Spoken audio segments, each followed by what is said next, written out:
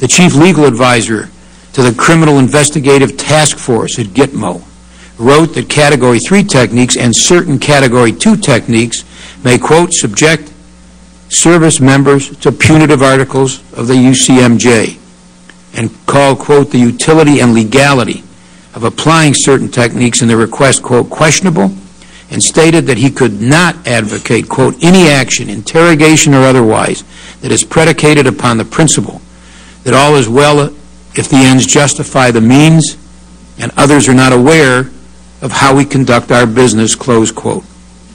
The chief of the Army's International and Operational Law Division wrote that techniques like stress positions, deprivation of light and auditory stimuli, and use of phobias to induce stress, quote, crosses the line of humane treatment, close quote, and, quote, would likely be considered maltreatment under the UCMJ and may violate the torture statute. The Army labeled the request legally insufficient and called for additional review. The Navy response recommended a more detailed interagency legal and policy review of the request, in their words. The Marine Corps expressed strong reservations, stating that, quote, several of the Category 2 and 3 techniques arguably violate federal law and would expose our service members to possible prosecution. The Marine Corps said the request was not, quote, legally sufficient, and like the other services, called for a more thorough legal and policy review. Now, while it has been known for some time that military lawyers voiced strong objections to interrogation techniques in early 2003 during the DoD detainee working group process, these November 2002 warnings from the military services were expressed before the Secretary of Defense authorized the use of aggressive techniques and were not publicly known until now. When the Joint Staff received the military services concerns, Rear Admiral Jane Dalton, then legal advisor to the chairman of the Joint Chiefs of Staff, began her own legal review of the proposed interrogation techniques. But that review was never completed. Today we'll have the opportunity to ask Rear Admiral Dalton about that.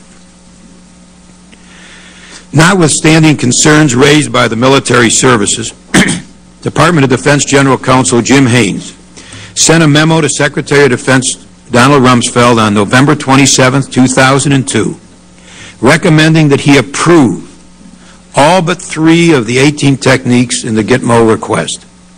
Techniques like stress positions, removal of clothing, use of phobias such as fear of dogs, and deprivation of light and auditory stimuli were all recommended for approval. 5 days later, on December 2, 2002, Secretary Rumsfeld signed Mr. Haynes' recommendation, adding the handwritten note, I stand for 8 to 10 hours a day. Why is standing limited to 4 hours? When Secretary Rumsfeld approved the use of abusive techniques against detainees, he unleashed a virus which ultimately infected interrogation operations conducted by the U.S. military in Afghanistan and Iraq. Discussions about reverse engineering SEER techniques for use in interrogations at Gitmo had already prompted strong objections by the Department of Defense's Criminal Investigative Task Force, or CITF, at Gitmo. CIF Deputy Commander Mark Fallon said that the SEER techniques were, quote, developed to better prepare U.S. military personnel to resist interrogations and not as a means of obtaining reliable information, close quote, and that, quote, CITF was troubled with the rationale that techniques used to harden resistance to interrogations would be the basis for the utilization of techniques to obtain information.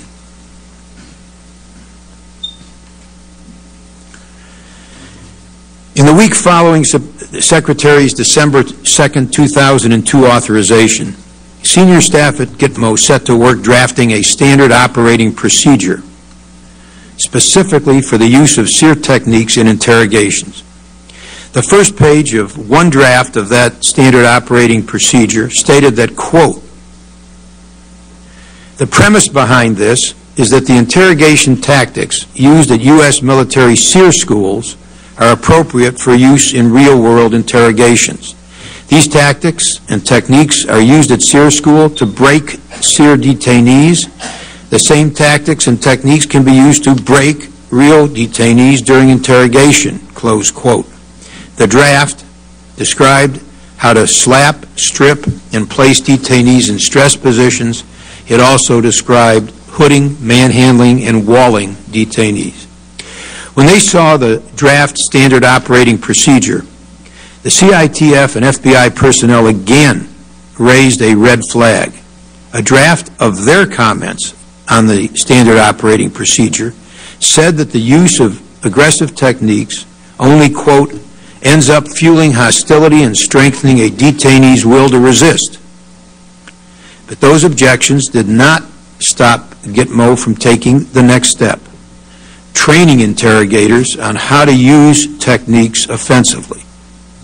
On December 30th, 2002, 2 instructors from the Navy SEER School arrived at Gitmo. The following day, in a session with approximately 24 interrogation personnel, the 2 demonstrated how to administer stress positions in various slaps, just like they do in SEER school. Around this time, General Hill, the commander of the U.S. Southern Command, spoke to General Miller and discussed the fact that a debate was occurring over the Secretary's approval of the techniques.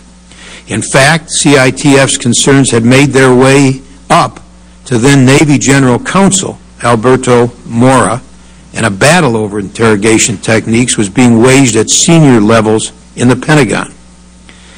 On January 3rd, 2003, 3 days after they conducted the training, the SEER instructors met with Major General Miller, and according to some who attended, General Miller stated he did not want his interrogators using the techniques that the Navy SEER instructors had demonstrated. That conversation took place after the training had already occurred, and not all the interrogators who attended the training got the message.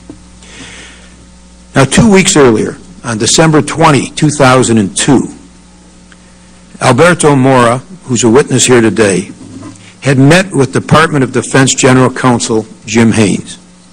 In a memo describing that meeting, Mr. Mora says that he told Mr. Haynes that he thought that interrogation techniques that had been authorized by the Secretary of Defense on December 2, 2002, quote, could rise to the level of torture, close quote, and he asked him, quote, what did deprivation of light and auditory stimuli mean? Could a detainee be locked in a completely dark cell, and for how long? A month? Longer? What exactly did the authority to exploit phobias permit?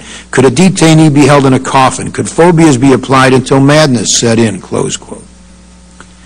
On January 9th, Alberto Mora met with Jim Haynes again. This is 2003 now.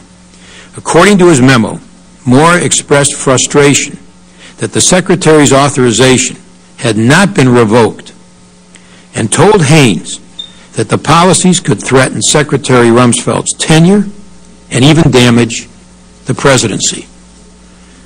Having gotten no word that the Secretary's authority would be withdrawn, Mora delivered a draft memo to Haynes's office stating that, quote, the majority of the proposed Category 2 and all of the Category 3 techniques were violative of domestic and international legal norms in that they constituted at a minimum cruel and unusual treatment and at worst torture, close quote.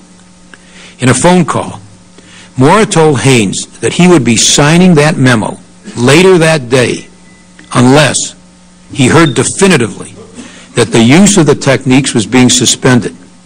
In a meeting that same day, Haynes returned the draft memo and told Mora that the Secretary would rescind the techniques, which the Secretary did that day, January 15, 2003. At the same time that the Secretary did that, he directed the establishment of a working group to review interrogation techniques. What happened next has already become well known. For the next few months, the judgments of senior military and civilian lawyers critical of legal arguments supporting aggressive interrogation techniques were rejected in favor of a legal opinion from the Office of Legal Counsel's John Yu. The Yu opinion, the final version of which was dated March 14, 2003, was requested by Jim Haynes and repeated much of what the first Bybee memo had said 6 months earlier.